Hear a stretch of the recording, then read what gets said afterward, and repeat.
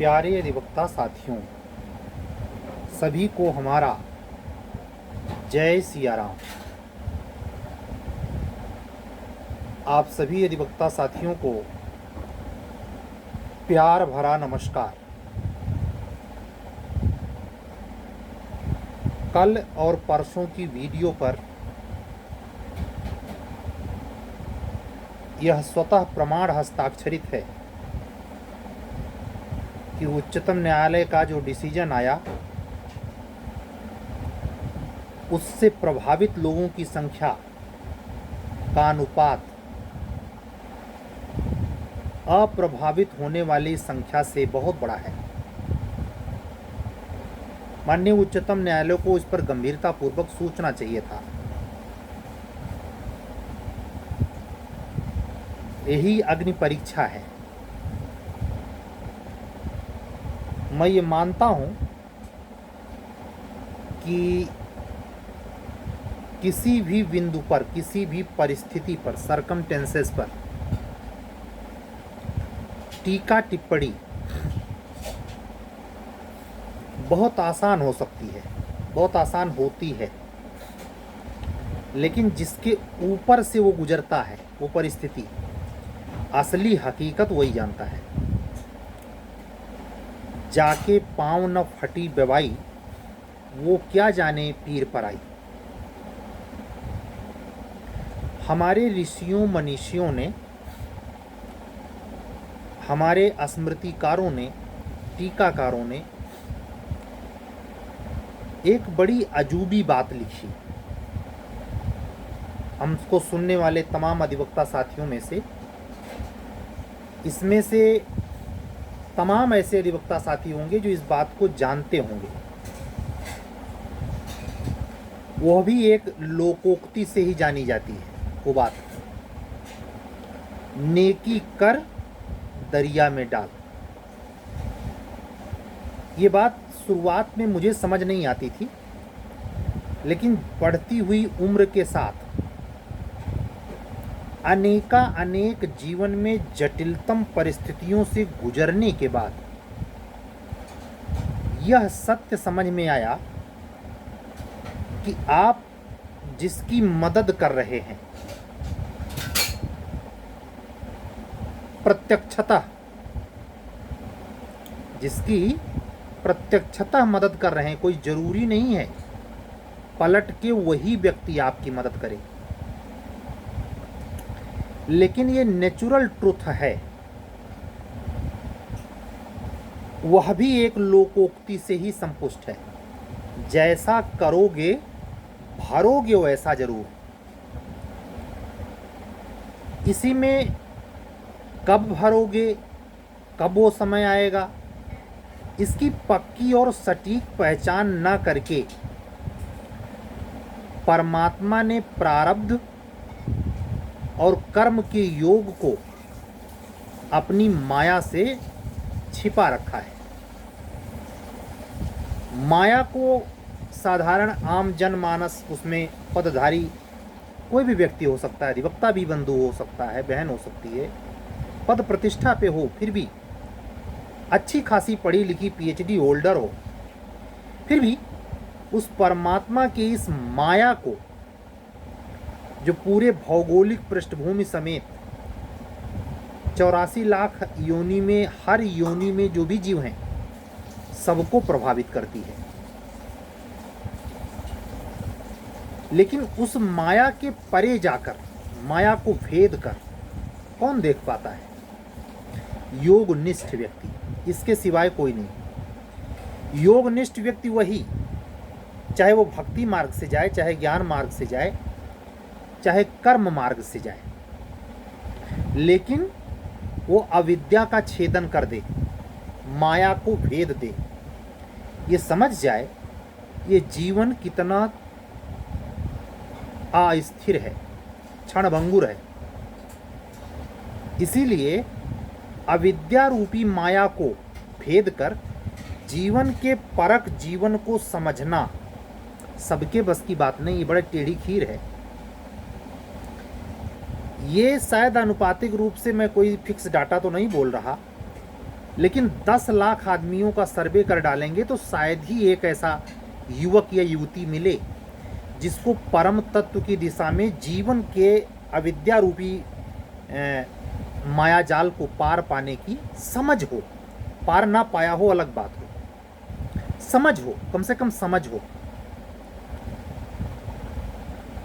ये बहुत ही गंभीर मुद्दा है, थोड़ा सा टिपिकल हो जाएगा, मैं उधर बहुत बढ़ूंगा नहीं, ये दर्शन का विषय है। लेकिन हम आपकी जैसे रोज की बातचीत होती है सरल भाषा में, बिल्कुल बोधगम्य, यह जानते हुए कि हमको 80% इंग्लिश मीडियम के अधिवक्ता बंधु बहन सुनते हैं, उनका हम पूरी तरीके से ख्याल रखते हैं। हिंदी वाले को कोई ज़्यादा अड़चन नहीं आएगी। हाँ, हिंदी वाला भी तभी समझेगा जब वो धीरजशील होगा, जब मननशील होगा, जब उसका अंतर विवेक जगा होगा, तभी वो मेरी बातों के वजनाई को, मेरे बातों में विद्यमान भार को महसूस कर पाएगा। यह मेरा भार महसूस करवाना उद्देश्य नहीं है, लेकिन उसका समझना उद्देश्य होना चाहिए, तभी वो निष्कर्ष में सटीक जाएगा। मैं बात कर रहा था नेकी कर दरिया में डाल। यह सिद्धांत इसी फेनामिना पे काम करता है, सूत्र वाक्य पर, कि आज तू किसी की मदद कर रहा है, कल तेरे लिए कोई अनजाना सा आके अचानक खड़ा होगा। मैंने थोड़ी देर पहले जो बताया कि इस जीवन के जटिलतम परिस्थितियों में मैंने ये प्रत्यक्ष साक्ष्य देखा। और अगर आप सिंसियरली अपने जीवन का मूल्यांकन करें, किसी भी एज पे हो, आपकी एज 25 के ऊपर हो तो ज़्यादा ठीक है, 25 के नीचे वालों में अवयस्कता, चंचलता, वैवेकिक अस्थिरता होती है। 25 के ऊपर अगर आपकी उम्र है और हमें सुन रहे हैं तो इस बात से सहमत होंगे कि सर जी बात ये सही कह रहे हैं। आपने किसी को विपरीत समय में कुछ पैसे से मदद कर दी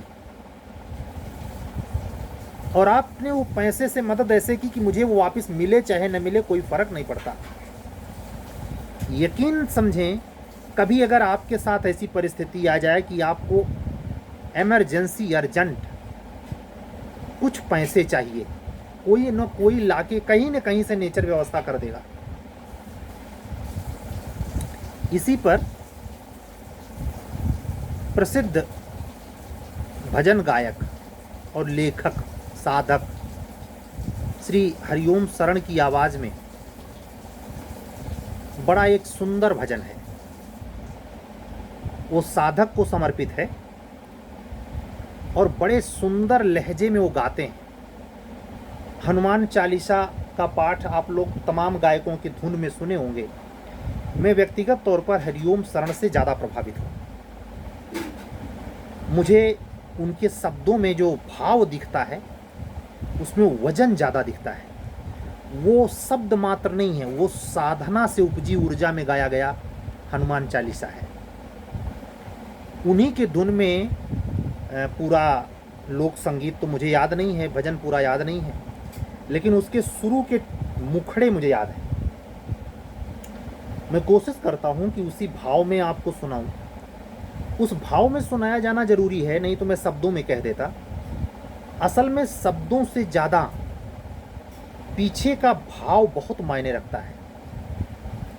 दुर्योधन 16 प्रकार के 56 प्रकार के व्यंजन माधव को परोस रहा था, लेकिन भाव के साथ नहीं परोस रहा था, स्वीकार नहीं किया।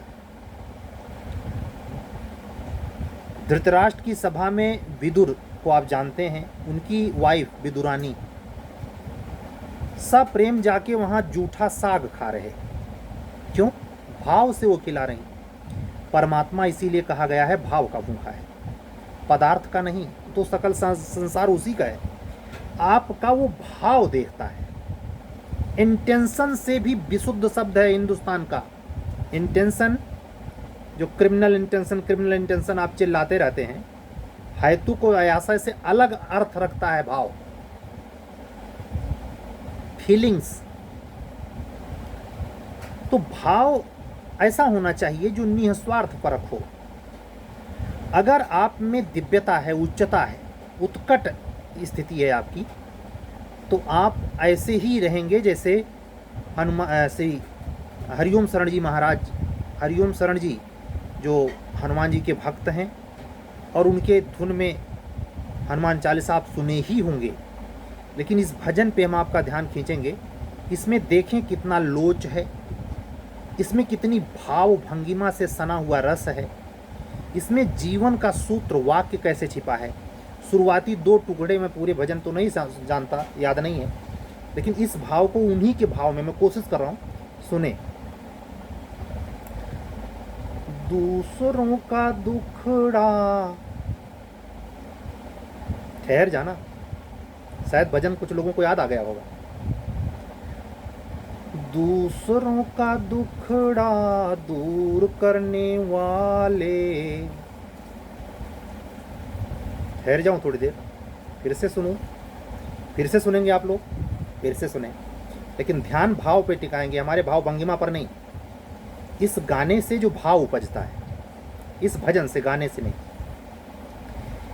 दूसरों का दुखड़ा दूर करने वाले, तेरे दुख दूर करेंगे राम।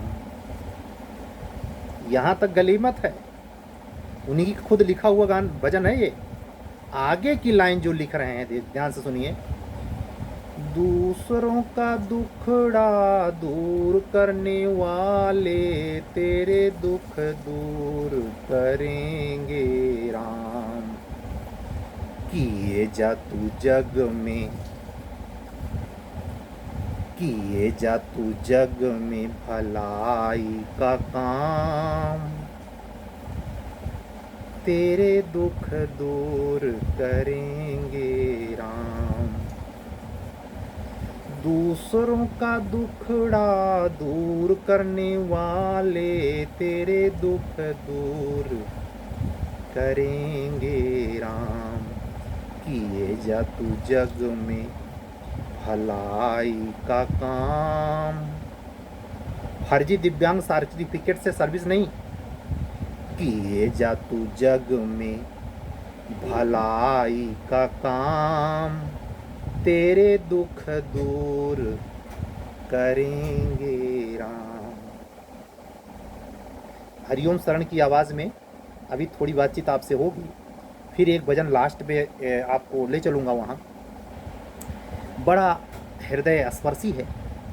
आपकी इन परिस्थितियों में जब कैरियर में आप जंग लड़ रहे हैं, क्या हायर जुडिशरी में भ्रष्टाचार, एपीओ एग्ज़ाम में, हर एग्ज़ाम में, आरओ में, सिविल में, ये जो लालच बढ़ी है, आदमी पथ भ्रष्ट हुआ है, उच्च पदों पे बैठा हुआ पदाधिकारी दंभी हो चुका है।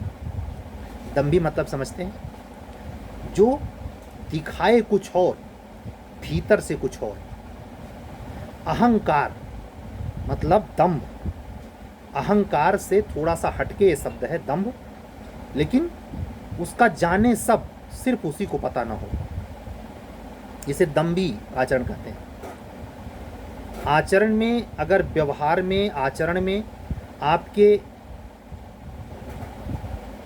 व्यावृत्ति है, व्यवधान है, आपका आचरण सटीक नहीं है, तो उसी आचरण को क्या कहा जाता है? व्यभिचार। आचार में व्यभिचार, यानी कि जो आचरण है उसका सत्यानाश कर डाला है। ऐसे आचरण को सत्यानाश करके इस कलयुग में अनेक पदाधिकारियों को देखेंगे। ये जो नेता, मुख्यमंत्री, अधिकारियों के घर लाइन लगती है, सब नहीं, मृदुल शुद्ध आत्माएं उसमें भी हैं। वो सामाजिक लोका दंडन के लिए वहाँ चली भी जाती हैं, निमंत्रण स्वीकार करती हैं, जलपान करती हैं, चली जाती हैं। लेकिन ज़्यादातर क्या हैं? पथ भ्रष्ट लोग, लालची लोग, कुत्सित लोग। ऐसे जीवन में आप प्रत्यक्ष देख रहे हैं। फिर भी आपसे ये कहा जा रहा है कि आप निस्वार्थ भाव से अच्छा करते चले जाएं। ये आसान नहीं है, ये साधारण योग नहीं है। ये सुनने में अच्छा लग सकता है, कभी इसको व्यवहार में करेंगे तो आपका मन डगमगाएगा। नेचर परीक्षा लेती है, आपके सामने पूरा नोटों का बंडल रखवा देगी और आपकी परीक्षा लेगी। देखते हैं आपका निस्वार्थ भाव। तो आप पुरानी कहानियों में राजा हरिश्चंद्र की कहानी सुने, देखें, कहें भैया कलयुग चल रहा, कहाँ राजा हरिश्चंद्र बने हैं। ऐसे लोगों का गजब का समूह भी होता है जो इस टाइप के होते हैं भ्रष्ट लोग।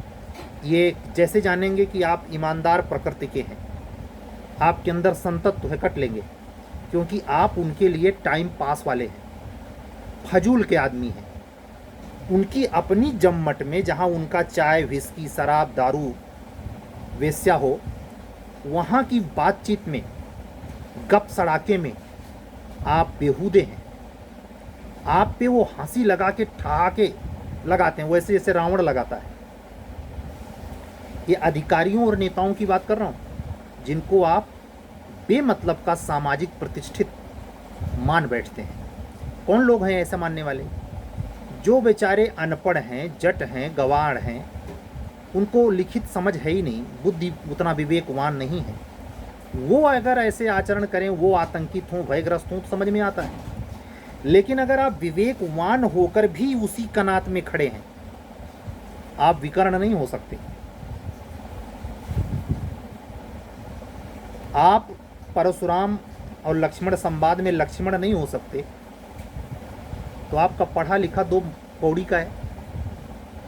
मेरे देखे पिछले 25 साल में, अपने इलाके से बात बता रहा हूँ, अपने ग्रामीण इलाके, अपने मध्य नगरीय इलाकों में हमने जो देखा, 98% पद पाने के बाद, चाहे वो सिंपल प्राइमरी में मास्टर हुआ हो या IAS ऑफिसर, 98% प्रचंड स्वार्थी हो जाता है। उसको सिर्फ अपने से मतलब होता है। हाँ, वो जिस डिपार्टमेंट में काम करता है, जिसकी उसकी ड्यूटी लगी है, उससे निश्चित तौर पर अनगिनत लोग लाभ प्राप्त करते होंगे, लेकिन उसके बदले वो नोचता खसोटता कितना है, ये मुझसे मत पूछिए, आप स्वयं जानते हैं। आप जब परमात्मा आने वाले दिनों में आपको अभियोजन अधिकारी बनाए, आपको जब न्यायिक सेवा में अपर जिला जज बनाए, बिहार में जिला जज बनाए, तो आपको आपके व्यक्तित्व का परीक्षण पहले ही दिन से शुरू होगा। एक तरफ 30 साल, 20 साल, 25 साल की आपकी माली खस्ता हाल हालत, दूसरे तरफ अचानक सैलरी के साथ पथभ्रष्ट होने के लिए रिश्वत के तौर पर अकूत संपत्ति का भी अवसर मिलेगा। मैंने शब्द इस्तेमाल किया है अकूत संपत्ति।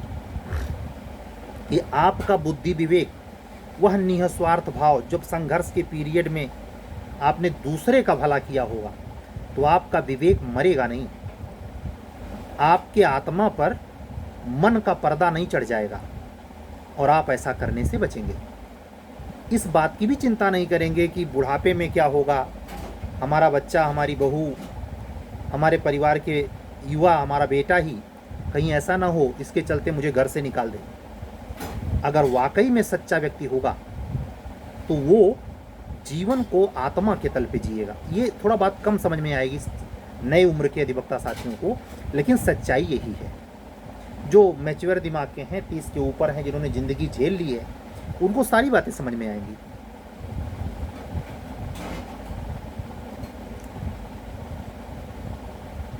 हमने थोड़ी देर पहले कहा था कि इन्हीं सब बातों को संपुष्ट करता हुआ हरिओम शरण जी का एक भजन है, वो दूसरे लहजे में है लेकिन बहुत प्रेरक है और मुझे व्यक्तिगत तौर पर ये अंदर तक झंकृत करता है। और उस शब्द में भी भगवान राम से जुड़ा, चूँकि हनुमान जी के वो भक्त हैं, तो उनकी सारी स्तुति में राम शब्द समाया हुआ है। कुछ भी वो गाते हैं, और वो ऐसे वैसे नहीं, मिलियन व्यू हैं। आप अपने YouTube पे सर्च मार दें हरिओम शरण जी के भजन, तो आप देखें तमाम चीज़ें आपको मिलेंगी एक से एक मंत्रवत। उनका एक भजन है, विश्वास परक नहीं, खास करके भक्त मार्गी या जो जिन अधिवक्ता बहनों का स्वभाव, उनके घर में पूजा पाठ का संस्कार होगा, जो निष्कपट आत्मा होगी, वो अधिवक्ता बहन, चालाक पीस नहीं। धूर्त नहीं, ऐसे प्रेमी की गिरफ्त में ना हो जो निस्दिन जहर पिला रहा हो, ऐसे प्रेमी की गिरफ्त में ना हो वो अधिवक्ता बहन, तभी ये समझेगा। क्या मैं कोशिश करूँगा कि जिस भाव में वो गाया गया है वो मुखड़ा आपको सुनाऊं। मैंने कहा ना, अगर शब्दों की प्रधानता होती तो मैं शब्दों में कहता। मैं चाहता हूँ कि आपका ध्यान उस भाव पर भी जाए जहाँ से समझकर आपके मन मस्तिष्क में आत्मा में बल पैदा हो। हरिओम शरण जी अपने स्वरचित रचना में कहते हैं, वो इतनी मर्मस्पर्शी है, इतना हृदय के निकट है कि जैसे सुने, तेरा राम जी करेंगे बेड़ा पार, उदासी मन काहे को करे। तेरा राम जी करेंगे बेड़ा पार, उदासी मन काहे को करे। यहाँ एक चढ़ान है, लेकिन अगली लाइन में देखिए, जैसे लगेगा कि आपका प्री मेन इंटरव्यू कैसे गड़बड़ा रहा है, कैसे लोग व्यंग मार रहे हैं, कैसे लोग आपको दंश देते हैं, बिच्छू के डंक मारते हैं, और उस परिस्थिति में कैसे अपने आप को संभालना है। नैया तेरी राम हवाले, लहर लहर करे, प्रभु आप ही संभाले। नैया तेरी राम हवाले, लहर लहर करे, प्रभु आप ही संभाले। तेरे चरणों में संसार, उदासी मन काहे को करे। तेरा राम जी करेंगे बेड़ा पार, उदासी मन काहे को करे। मुझसे प्रमाणित होइए, परिणाम की चिंता छोड़ दिया, 20 जुलाई को एग्जाम है। हमारी प्रतिष्ठा, हमारा यश, हमारा मान सम्मान परमात्मा देखे। मुझे पढ़ने का बिल्कुल समय नहीं मिलता है, मैं आपसे बहाने नहीं कर रहा, मेरे पास वक्त नहीं।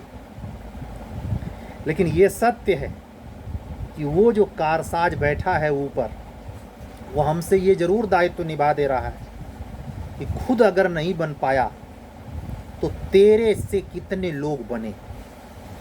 इस परम अवसर के लिए जो जिंदगी में कभी न सोचा, अनंत बार हनुमान जी महाराज को और ब्रह्मांड नियंता श्री नारायण भगवान विष्णु के श्री चरणों में निवेदित करता हूँ। सृष्टि संहारक, न्यायकर्ता, देवाधिदेव महादेव भगवान शंकर को साष्टांग नमन करता हूँ। काशी विश्वनाथ सदा सहाय। आप सभी लोगों को उनका आशीर्वाद मिले। हमारी जो होगी देखी जाएगी। इन सब बातों को जो मैंने 20 मिनट से कुछ ज़्यादा ही कही, अपने उन अधिवक्ता साथियों को ही नहीं कही जिनका अनुभव नहीं हो पाया है, उनकी भी कही जिनको अनुभव है, लेकिन खतरा टला नहीं है। पता नहीं प्री होगा तो मेंस नहीं होगा। अरे भाई, माना 25,000 लड़के अनुभव वाले हैं तो क्या उतनी सीट आएगी? है तो 218 है। तो उनका भी तो जिंदगी तलवार की धार पे, उनकी भी तो नैया लहर लहर कर रही है। तो ये जो वीडियो में शब्द हैं, मैं यहाँ क्यों नहीं विषय की बात करता। 75 लोगों से आपे पढ़ रहे हैं, खुदे पढ़ते हैं, ये ज़रूरत नहीं है। इस मुद्दे पे मैंने अपने पढ़ाई पीरियड में कमी महसूस की थी। ज़्यादातर लोग घर बाहर परिवार जहाँ किराया लेके कमरे में आप रहते हैं, दिल्ली के मुखर्जी नगर, गांधी विहार, नेहरू विहार, पटना, इंदौर, जयपुर, उत्तराखंड में हरिद्वार, देहरादून, नैनीताल, प्रयागराज, अब तो छोटे मोटे शहर प्रतापगढ़, अयोध्या, लखनऊ, यहाँ जो आप कमरे लेकर रह रहे हैं, मकान मालिकों न छोड़ता। अरे कितने दिन से तैयारी चलत भैया, जिस लगता वो खर्चा दे रहा है, मतलब जीना हराम कर रखा है, ये समझ जाए। ऐसे में जहाँ इतना मतलब बैड एनर्जी झेलनी पड़ती हो, वहाँ कमरे में जब अपना अध्ययन शुरू करें या जब विषाद की स्थिति में ज़्यादा हों, तो अपनी आंखें बंद करें, पालथी मार के बैठ जाएं सहज आसन में। मैं पद्मासन लगाने की नहीं कह रहा। और हाथ दोनों जोड़ लें, आंखें बंद करें, कमरे में अंधकार कर दें। अगर लाइट जल रही हो तो कमरा बुझा दें। गर्मी का सीजन है, कूलर फैन चल सकता है, पसीने निकालने को नहीं बोल रहा, लेकिन लाइट जरूर बुझा दें। और आज्ञा चक्र पर ध्यान केंद्रित करते हुए अपनी सारी प्रॉब्लम किसी से कहने के बजाय परम सत्ता को सुनाएं। शब्दों में नहीं, मौन के साथ। मौन की ताकत सबसे ज्यादा है। सृष्टि बताती है कि मौन ही सब कुछ है, शब्द नहीं। शब्द तो बहुत स्थूल चीज हो जाती है। और अगर नहीं जचता, मौन समझ में नहीं आता, उतनी गहराई आप में नहीं है, तो यही जो मैंने एक भजन आपको सुनाए, ये आप अपने YouTube पे लगा लें और उसको जोर जोर से ना बजाएं कि दूसरा कोई सुने। लीड लगा लें और कान में उसको लगा के सुने। अगर आंसू आए तो बहने दें। जितना बहेगा उतना अंदर का विषाद भाव बह जाएगा। और यकीन से कह रहा हूं, अगर आप अधिवक्ता बंधु बहन होकर अपने विषम परिस्थिति को किसी से कह नहीं सकते और उसके लिए ये तरीका आपने अपनाया, धीरे धीरे ज़्यादा से ज़्यादा 2 से 3 महीना तक जाते जाते आप खुद में इतने स्फूर्तिवान, ऊर्जावान और बलवान फील करने लगेंगे कि आपको भीड़ का अर्थ खोता नजर आएगा। और जिस दिन ऐसा हुआ, जिस दिन आपके जीवन में ये घटा कि आपको भीड़ नहीं चाहिए, आपको कोई यार मित्र नहीं चाहिए, प्रेमी प्रेमिका नहीं चाहिए अपनी व्यथा कथा कहने के लिए, खुद ही हम अपने आप से बात कर लेते। हाईवे मिल गया, सक्सेस पाने से कोई नहीं रोक सकता। ये हो सकता है कि जो चीज़ आप चाह रहे हो बिल्कुल वो ना मिले, लेकिन आपको यह नेचर ऐसे जगह जरूर बिठा देगी जहां आपको व्यंग मारने वाले, आपको बुरा भला कहने वाले, आपके हित मित्र, रिश्तेदार सब अवाक रह जाएं, सबकी आंखें खुली की खुली, फटी की फटी रह जाएं। ये अवसर नेचर जरूर लाएगी। लेकिन अगर आपने ये बात नहीं मानी,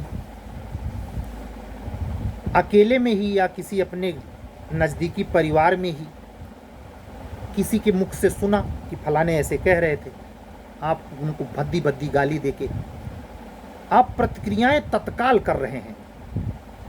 इधर कान में पड़ा नहीं कि स्टेटस लगा दे रहे हैं। ये तय माने, आपकी तरफ परमात्मा कभी नहीं आने वाला है।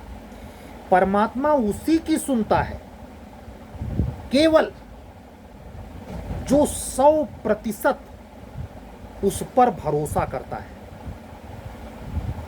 नैया तेरी राम हवाले। इस तरीके से नहीं कि हनुमान जी को एक गरी के गोला में घूस देकर,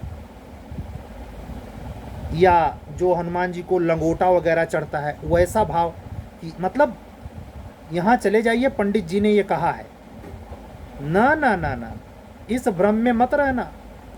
पंडित जी का अपना बिजनेस चल सकता है, उनके कर्मकांड उनको मुबारक, लेकिन सनद रहे आपको उससे कुछ मिलेगा नहीं। उल्टे आपको ये भ्रम जरूर होगा जब आपको आपका मनचाहा नहीं मिलेगा। चलते हैं, अब हनुमान जी को छोड़ देते हैं, गणेश भगवान को पकड़ लेते हैं। किसी भी देवता को पकड़ें, अगर आपके भाव ठीक नहीं हैं, यानी सच्चे तौर पर आप समर्पित नहीं हैं, तो आप अपने अध्ययन के प्रति कैसे समर्पित होंगे? इसीलिए एकलव्य से सीखिए।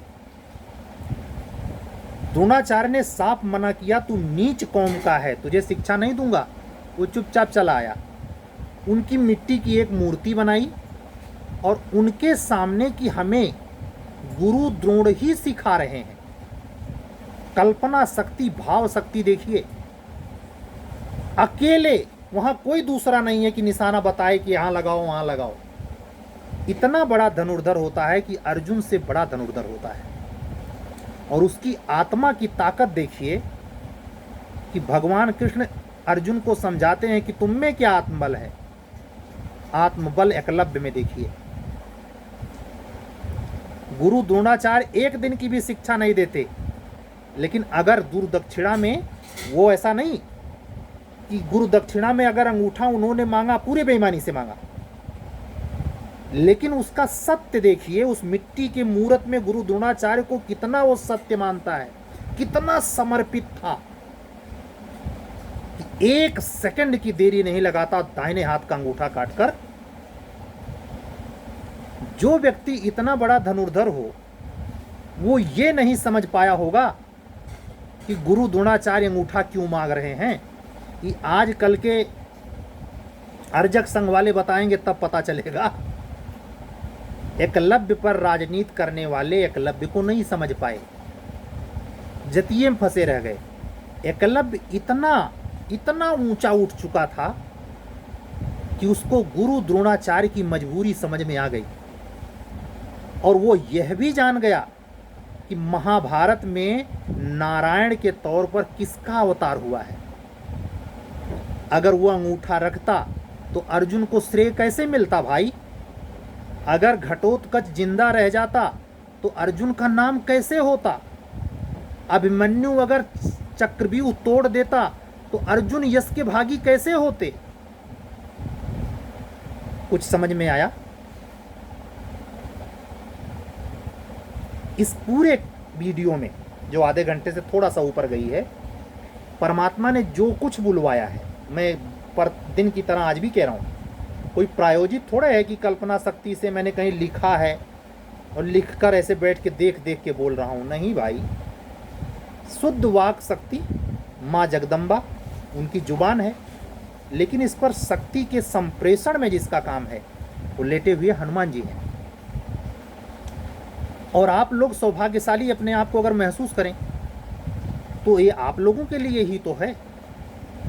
हाँ, ये जरूर है कि कल दिन में एक बार अपनी हर वीडियो मैं कोशिश करता हूँ ये देखने की कि ऐसा क्या बोल गया। मुझे, आपको पता नहीं इंटरेस्ट उस लेवल का है या नहीं है, तो आप पर निर्भर करता है। मुझे खुद अपने वीडियो पर बोले गए शब्दों पर इतना जिज्ञासापूर्ण इंटरेस्ट होता है कि अच्छा ये भी कह दिया, वो भी कह दिया। इसका मतलब ये है कि इसमें हम अकर्ता भाव से बैठे हैं। वो बुलवा रहा है, इसमें बहुत सारे लोगों का हित होने वाला है, बहुत लोगों का असमझ विवेक में बदलने वाला है। और ये जीवन का सार समझ में आएगा कि किसी मदद चाहने वाले व्यक्ति को मदद दौड़ कर करनी चाहिए। आपका एग्जाम है, ठीक है, लेकिन समय अगर है तो आप किसी पीड़ित को हॉस्पिटल पहुंचा दें। किसी को कुछ धन की ज़रूरत है, किसी को कपड़े की ज़रूरत है, अगर आपके सामर्थ्य है खुलकर मदद करें। इस बात की परवाह किए बगैर कि वो पलटकर आपकी मदद करेगा। आज का वीडियो इसी निस्वार्थ प्रेम को डेडिकेटेड था। हमारे सभी अधिवक्ता साथी, विद्वान अधिवक्ता बहनें, हाई कोर्ट, जिला कचहरी, तहसील, टैक्सेशन, आबकारी में, राजस्व विभाग में, उच्चतम न्यायालय में, उच्च न्यायालय में, तमाम अधिवक्ता साथीगण, प्रतिदिन बातचीत होती है, वीडियो सुनते हैं। सब विद्वान अधिवक्ताओं को अपना ये वीडियो इसी भाव के साथ संप्रेषित करूंगा, पब्लिक करूंगा कि आप इस भाव को समझेंगे कि जीवन में कितना महत्वपूर्ण है निस्वार्थ भाव से किसी की अनजाने की, अपना बगैर परिचय दिए, अपने को बगैर स्टेटस पे साटे। ये नहीं कि ठंडी के सीजन में कंबल दें तो 10 फोटो स्टेटस पे लगा दें। नहीं भाई, बिल्कुल गोपनीय, किसी को पता न चले, बिल्कुल डार्क में, और करते जाएं। तेरा भंडार भरेंगे राम, किए जा तू जग में भलाई का काम। तेरा भंडार भरेंगे राम। आज बस इतना ही। सभी अधिवक्ता साथियों को माँ जगत जननी सीता जी के चरणों में साष्टांग प्रणाम करते हुए अपनी सारी बातें श्री हनुमान जी महाराज को निवेदित करता हूँ और आप लोगों से करबद्ध प्रार्थना करता हूँ कि हमारे कोट साहब मित्र ने फ़ोन किया, उनकी इच्छा है 36 नए एक्ट पर क्रैश कोर्स अपने पद्धति से आप चला दें। मैं सहमत हुआ। अगर आप आज की डेट से 36 नए एक्ट पर एक शार्ट में महत्वपूर्ण सेक्शंस जो एग्ज़ाम में आ सकते हैं उस पर केंद्रित वीडियो प्राप्त करना चाहते हैं, या जो समानांतर सीरीज चल रही है 5 मई से ही, जिसमें 44 क्वेश्चन पेपर हैं, उससे जुड़ना चाहते हैं, या एपीओ के क्रैश कोर्स से जुड़ना चाहते हैं, या सिविल जज जो थोड़ी डिले वैकेंसी है एपीओ जे की, मेरा अंदाज़ा है दिसंबर के पहले नहीं, इन दोनों वैकेंसियों की तैयारी में न्यू लॉ पढ़ना चाहते हैं, या उसकी प्री मेंस की सीरीज से जुड़ना चाहते हैं, हमारा व्हाट्सएप नंबर ध्यान से सुने, 7705090393। एक बार नंबर फिर दोहरा देता हूँ, 7705090393। सभी अधिवक्ता साथियों को बहुत बहुत अपना आभार प्रकट करते हुए, धन्यवाद देते हुए, बड़ों का नमस्कार करते हुए, छोटों को आशीर्वाद ज्ञापित करते हुए चलता हूँ। कल पक्का फिर मिलूँगा। सभी अधिवक्ता साथी आनंद भाव से, प्रेरणा भाव से, अधिवक्ता बहनें खाना बनाते समय, गृहस्थी के नाना जंजालों से निपटते समय, पति बच्चों की सेवा परवरिश करते समय, पूर्ण प्रफुल्लित वातावरण में हायर जुडिशरी, जूनियर डिवीज़न और प्रोसिक्यूशन ऑफिसर की तैयारी में अगर संलग्न हैं तो सतत प्रयत्न करें, परमात्मा जरूर मदद करेगा। सभी अधिवक्ता साथियों को जय जय सिया राम, शुभ रात्रि, सत्यमेव जयते।